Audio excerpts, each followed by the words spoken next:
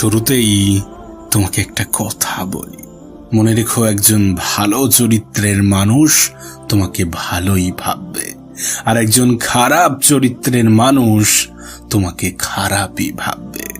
এর কারণ কি জানো? কারণ যার যেমন চিন্তা তার তেমনই ভাবনা। আর সত্যি বলতে, কে কি ভাবলো তাতে তো কোনো যায় আসে না। অন্যদের তোমার প্রতি কি ধারণা সে বিষয়ে কি কোনো যায় আসে? জানো, একজন মানুষ জীবনে কখন সব থেকে বেশি দুঃখ পায়, কখন সব থেকে বেশি কষ্ট পায়? যখন সে তার জীবনটাকে নিজের মতো করে অতিবাহিত করতে পারে না।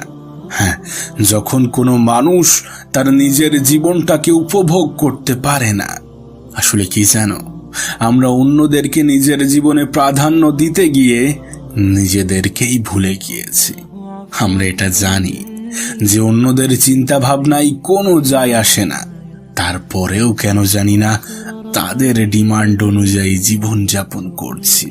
কিন্তু বাস্তবতা তো এটাই, তোমার জীবন নামের যুদ্ধের যোদ্ধা তুমি একাই। তাই ভুলে যাও কে কি বলল, ভুলে যাও কে কি ভাবলো। মানুষ তো বলবেই, মানুষের কাজই হচ্ছে বলা।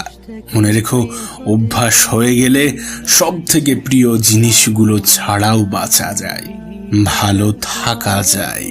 কোন সমাজকে তুমি এত বেশি গুরুত্ব দাও?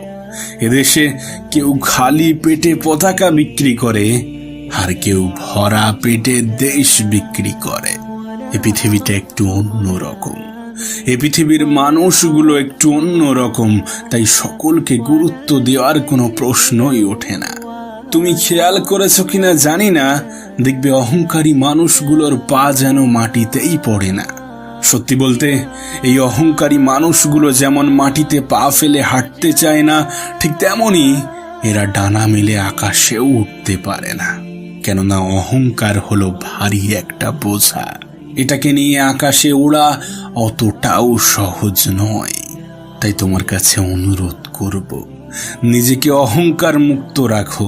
যদি আকাশে উঠতে চাও, ভালো কিছু করতে চাও, বড় কিছু করতে চাও, কাউকে কষ্ট দিয়ে কেউ যদি ভাবে যে সে পার পেয়ে যাবে, তাহলে সে হয়তোবা বোকার স্বর্গে বসবাস করছে। কারণ সে জানে না সময়ের ব্যবধানে সব কিছু ফিরে পাবে, অন্য কোনো নামে, অন্য কোনো ধামে। নিজের কর্ম এবং নিজের চরিত্র সাফ রাখার চেষ্টা করো। কাপড় ময়লা হলেও চলবে।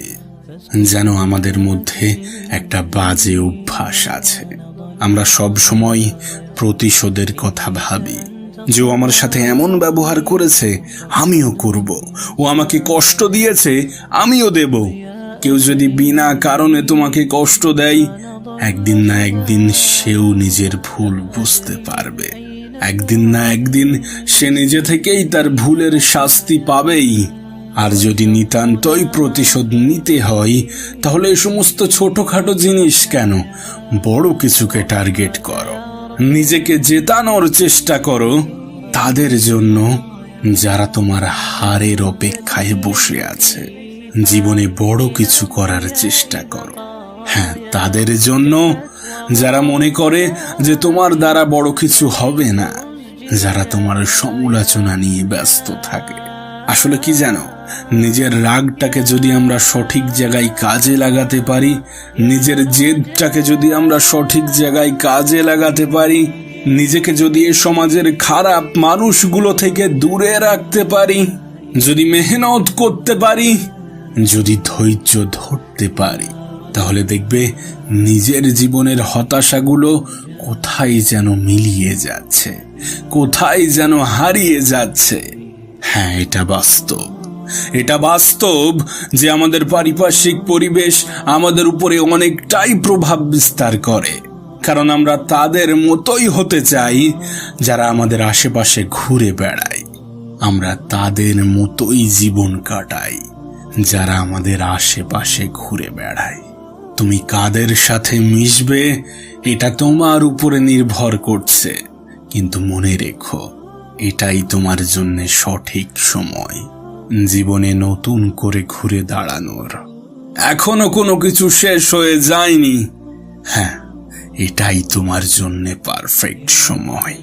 প্রিয় ভাই আমার, ছোট্ট বোনটি আমার, শোনো তোমাকে বলি, সফল হতে হবে তাদের জন্য যারা তোমাকে অসফল দেখতে চেয়েছিল। জীবনে বড় কিছু করতে হবে তাদের জন্য যারা বলেছিল তোমার দ্বারা কিছু হবে না। মনে রেখো, বিদ্যালয় এবং সময় আমাদেরকে অনেক কিছু শেখায়। শুধু পার্থক্য হলো বিদ্যালয়ে শিখিয়ে পরীক্ষা নেওয়া হয় আর সময় আগে পরীক্ষা নেয়। কিন্তু মনে রেখো, সময়ের দেওয়া শিক্ষা এ পৃথিবীর যে কোনো শিক্ষার থেকে উত্তম, কারণ এটা মানুষকে বদলে রেখে দেয়, মানুষকে ঘুরে দাঁড়ানোর জন্য মজবুর করে দেয়।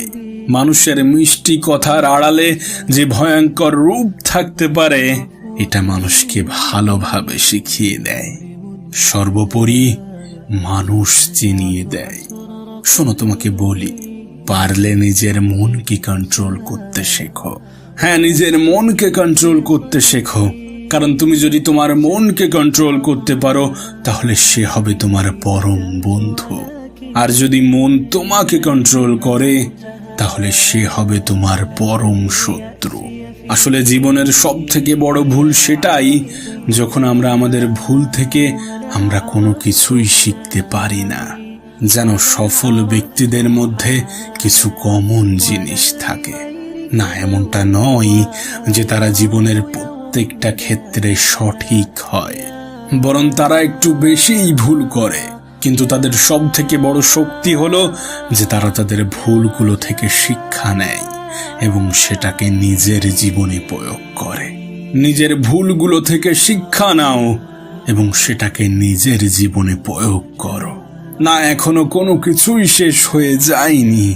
জীবনে যা পেয়েছো সেটা হজম করতে শেখা অনেক বেশি জরুরি, কারণ খাবার হজম না হলে রোগ হয়, পয়সা হজম না হলে শৌখিনতা বাড়ে, কথা হজম না হলে তর্ক বাড়ে, প্রশংসা হজম না হলে অহংকার বাড়ে, নিন্দা হজম না হলে শত্রুতা বাড়ে, গোপনীয়তা হজম না হলে সংকট বাড়ে, সুখ হজম না হলে পাপ বাড়ে, আর দুঃখ হজম না হলে হতাশা বাড়ে।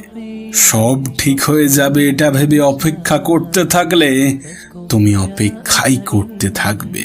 তাই একটু সাহস করো, ওঠো এবং অপেক্ষা না করে সব নিজে থেকেই ঠিক করার চেষ্টা করো। বিশ্বাসটা নিজের উপরে রাখো। অন্যকে নিজের থেকে বেশি বিশ্বাস করার আগে শতবার ভেবো। কাউকে নিজের থেকে বেশি বিশ্বাস করা বোকামি ছাড়া কিছুই নয়।